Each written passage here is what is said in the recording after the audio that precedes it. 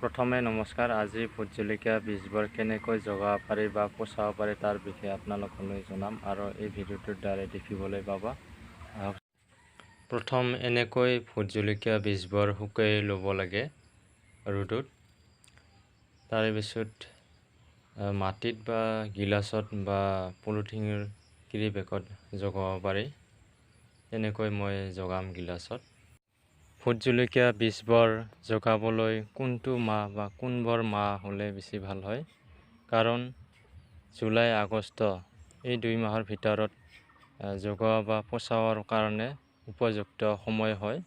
সেইবাবে জগাৰ কাৰণে ভাল আৰু জুলাই আগষ্ট 2 মাহৰ ভিতৰত জগাব পাৰিলে নিশ্চয় অক্টোবৰ ছেপ্টেম্বৰ ইফালে নৱেম্বৰ মাহৰ এই 3 মাহৰ ভিতৰত বিক্ৰী কৰিবলৈ সুবিধা হয়।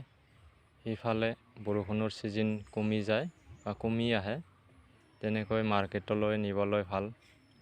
কাষ্টমাৰবিলাকেও ভোট জলকীয়া বহু পুলি বিচাৰে। আপোনালোকে দিব পাৰে বা বজাৰলৈ নিব পাৰে। সেয়া আৰু মোৰ সম্পূৰ্ণ মাটি মিক্স কৰি ল'লোঁ। গোবৰ 50% আছিলে আৰু মাটি 50% আছিলে সম্পূৰ্ণ, আৰু লগতে চুপাৰটো আছিল অকণমান। যদি 100-200 পুলি জগাব লাগে তেতিয়াহ'লে চুপাৰটো 1 পোৱা বা 200 গ্ৰাম বা তাতকৈ কমকৈ দিব পাৰে। অনুমানিক দিলেও হয়, বেছি দিলেও অকণমান বেয়া হয় বেছি সাৰ পৰিলে। আৰু লগতে এয়া মই গিলাচত এইমাত্ৰ ভৰাইছিলোঁ হাতেৰে, আৰু বহুখিনি আছে আৰু ভৰাম। এইবিলাক জ্বালাৰ বীজবিলাক গুটিবোৰ এইবিলাক আইতে আছে আৰু বহুখিনি। আৰু এইবিলাক গিলাচখিনি মই কেনেকৈ এইবিলাক গিলাচত ভৰোৱা দেখাম। এখনতে অসুবিধা হয়,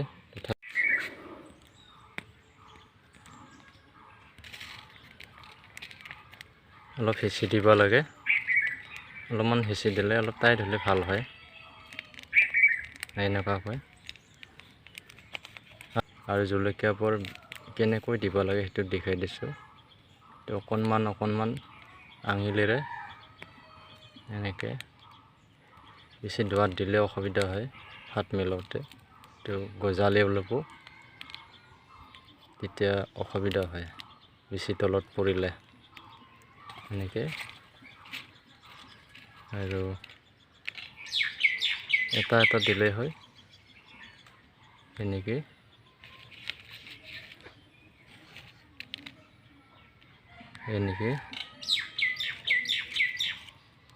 এনেকৈ দিলেই হয়। পিছত ঢাকি দিব লাগে অকণমান চেপি, এনেকৈ ঢাকি দিলে বাছ যিডোখৰ ঠাইত লৈ যাব তাতে আৰামছে বহাই থৈ দিব, থাকি গ'ল। এটাই ভাল কি মাটিত বহি থাকে সমান জেগাত, আৰু মাৰ্কেটত নিবলৈও ভাল সমান জেগাত। পলিথিন হ'লে মানে ছাইড লাগে, উল্টি পৰিব খোজে, যাতে গিলাচটো সমান নহ'লে বা কেৰি বেগত সমান নহ'লে। গিলাচ হ'লে এটাই ভালকৈ মাৰ্কেটত। আৰু এইটো সময়ত জগালে বেছি ভাল হয়, কাৰণ মাৰ্কেটত ভাদৰ মাহৰ শেষত নিব পাৰিলে বৰষুণৰো কম আছে।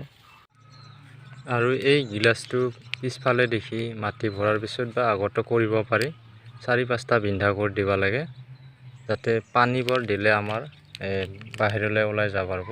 বেছি পানী খালি মানে ব্লাইডৰ বেমাৰ লাগিব, জেকা লাগিব, সেইকাৰণে বিন্ধাখিনি কৰি দিব লাগে। সকলোৱে কৰি দিব লাগে বিন্ধাটো, তেতিয়া বেছি ভাল হয়।